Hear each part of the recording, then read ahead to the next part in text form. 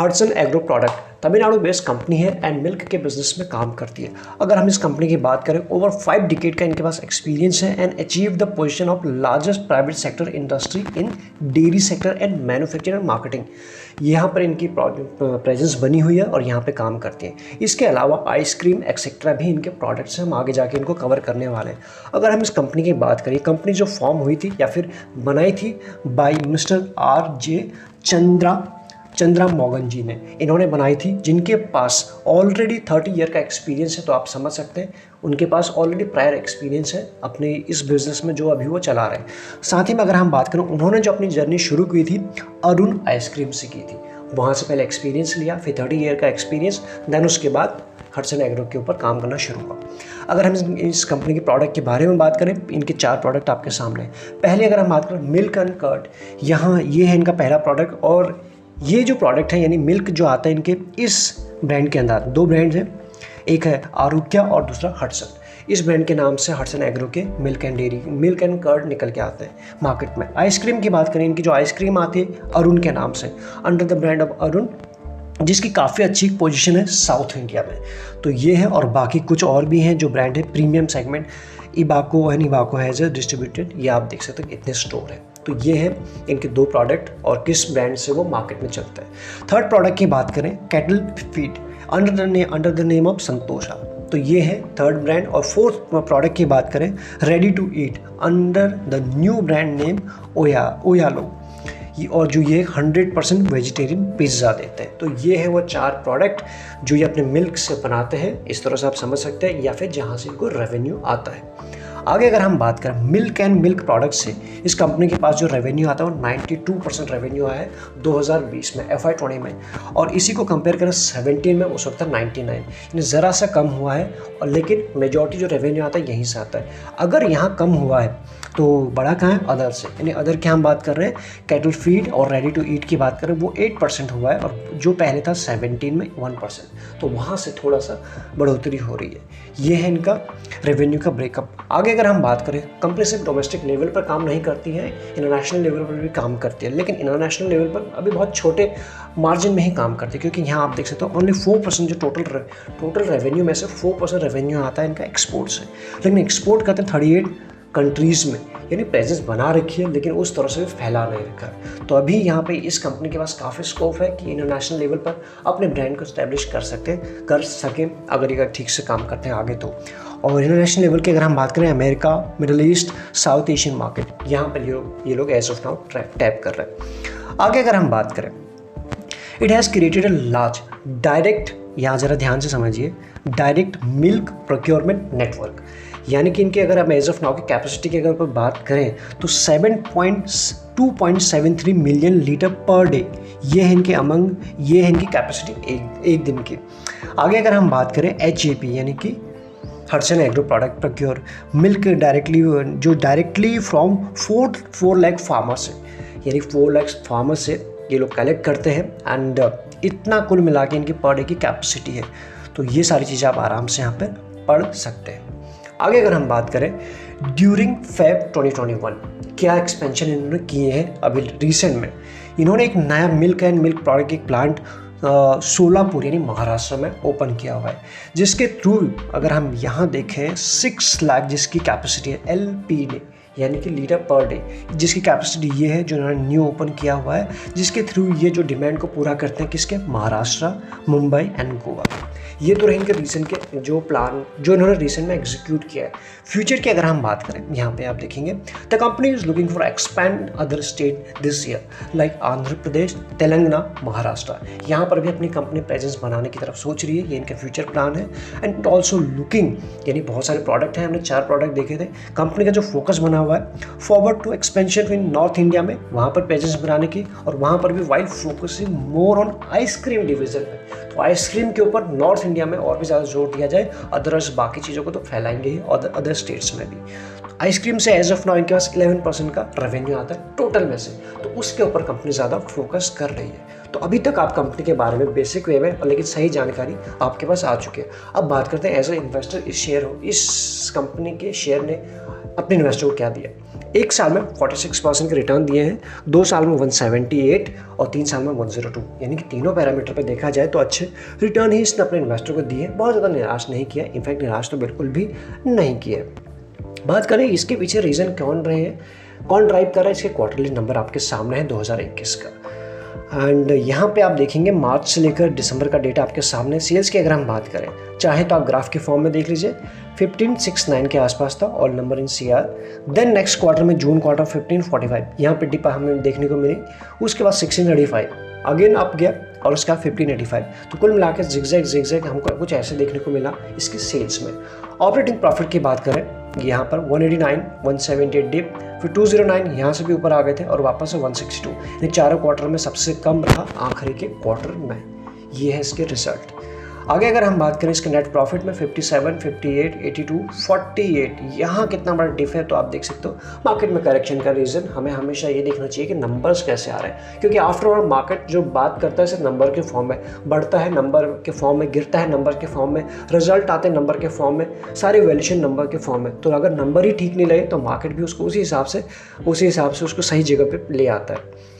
तो अब हम बात करें इसके ईयरली रिजल्ट, क्योंकि हमने क्वार्टरली में कुछ डिप देखे हैं। ईयरली पे अगर देखने की कोशिश करें तो सेल्स का ग्राफ जो है आपको कंटिन्यूसली पिछले 18, 19, 20 और ये है TTM तक का डेटा अभी तक का, यानी ट्रेलिंग 12 मंथ की हम बात करें तो यहाँ पर 4000 से ये हो चुका है 6000 प्लस अभी एज ऑफ नाउ चल रहा है। तो ये तो कंटिन्यूसली अप ट्रेंड में बना हुआ है। This is good for us and company के लिए भी।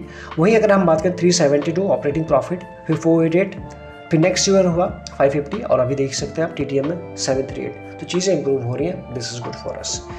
91, 115, 112 एंड उसका 245। तो कुल मिला के ईयरली बेसिस पे वैसा कोई भी डिप हमें देखने को नहीं मिल रहा है। बात करते हैं ग्रोथ परसेंटेज के फॉर्म में, यानी किस हिसाब से इसके परसेंटेज के फॉर्म में ग्रोथ और सेल्स ग्रोथ हो रही है। सेल्स ग्रोथ की पहले बात कर लेते हैं। 5 साल में सेल्स ग्रोथ 10% अच्छी है, फिर उसके बाद 9 ठीक है, और 1 साल में हुआ है आधा, यानी पिछले अगर हम 5 साल में कंपेयर करें तो सेल्स ग्रोथ पॉजिटिव है। ये अच्छी बात है, पॉजिटिव है तो पॉजिटिव है, लेकिन 10 से 5 हो चुके हैं।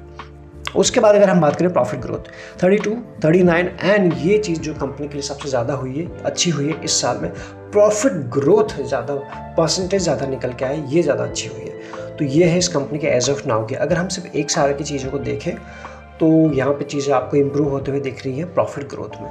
बाकी ROE और ROC भी इंपॉर्टेंट पैरामीटर होते हैं, उन्हें भी चेक कर लेते हैं।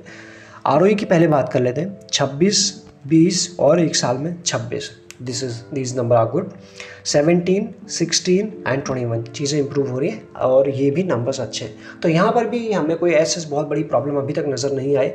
बात करते हैं शेयर होल्डिंग पैटर्न के। शेयर होल्डिंग पैटर्न की अगर हम बात करें, सबसे पहले ये देख लेते हैं जो आपको जो प्रोमोटर प्लेजिंग 0 दिख रहा है, ये 2 क्वार्टर पहले 1.5% के आसपास, आई थिंक यस 1.5 या 2.5 या कुछ ऐसा ही था कि 1.5% के आसपास प्लेज रखी हुई थी प्रमोटर ने। अभी पिछले 2 क्वार्टर से प्रमोटर ने वो जो प्लेजिंग थी उसको रिमूव कर दिया, हटा दिया, 0 कर दिया। यानी एक और अच्छी बात इस कंपनी के इन्वेस्टर के लिए हो रही है। प्लेजिंग जो हमारा पैरामीटर होता है वो बिल्कुल नहीं होता कि प्लेजिंग वाले शेयर को हम थोड़ा अवॉइड करते हैं। तो यहाँ पर ये अच्छी बात हो रही है कि इसमें 0 प्लेज कर दिया है। अब बात करते हैं शेयर होल्डिंग पैटर्न। मेजॉरिटी है प्रमोटर के पास, प्रमोटर को अपनी कंपनी के ऊपर भरोसा है और अपनी होल्डिंग कम भी नहीं की हुआ अभी तक जब से लिस्टिंग हुई है। तो 74 एज पर द नियम, सेबी का नियम आपको 75 के बिलो रखना पड़ता है और ये बिल्कुल उसी के आसपास है। फ्यूचर में डेफिनेटली कभी ना कभी अपनी होल्डिंग को कम करेंगे एंड ये कम करेंगे तभी बाकी इन्वेस्टर को मिलेंगे। ऐसे में अगर हम बात करें FIs के पास ज़्यादा नहीं है, 3.5, 3.53, फिर 4.36 एंड 4.33। तो आप देख पा रहे हो कंटिन्यूसली FIs हर गिरावट पे या फिर हर क्वार्टरली बेसिस पे थोड़ी थोड़ी करके अपनी होल्डिंग को बढ़ा रहे हैं। इसमें बात करते हैं DIs की। 6.68, 6.85 एंड 6.8, तो उनके पास भी अच्छी होल्डिंग है। अच्छी की क्या बात करें, मेजॉरिटी तो प्रमोटर के पास ही है, बाकी जो बचता है वो इनके पास है, लेकिन बढ़ा रहे, कम नहीं कर रहे। ये रहा पब्लिक इंटरेस्ट खूब बना हुआ, 15, 14 और 15 के आसपास, 14.76। तो ये है इसका शेयर होल्डिंग पैटर्न। देखा जाए तो मजबूत है क्योंकि प्रमोटर के पास ज़्यादा है, तो अभी तक कोई प्रॉब्लम नहीं आई। अब बात कर लेते हैं FIs DIs के बाद कुछ म्यूचुअल फंड है, उन्होंने भी इस कंपनी में इन्वेस्ट किया हुआ है। 4 है आपके सामने। सबसे पहले बात करें, एक अच्छा ब्रांड है, अच्छा नाम है SBI के 2 फंड है। पहला है focused equity fund direct growth, 3.37% की उनकी होल्डिंग एज ऑफ नाउ। बात करते हैं दूसरा ही SBI का small cap fund direct growth 2.83।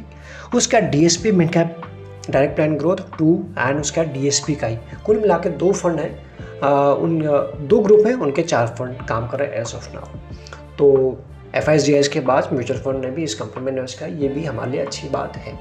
Video में हम आगे बढ़े, अगर आपके पास डीमैट अकाउंट नहीं है अपने लिए या फैमिली के लिए, फ्रेंड्स के लिए, तो डिस्क्रिप्शन में आपको लिंक्स मिलेंगे जिसके साथ भी आप चाहे आराम से अकाउंट ओपन करा सकते हैं। लगे यूजफुल तो आप ज्वाइन बटन भी कंसीडर कर सकते हैं फॉर एक्स्ट्रा लर्निंग के लिए। अब बात करते हैं जो अच्छी नहीं लगती हमको इस कंपनी में, debt to equity ratio, using too much debt as of now.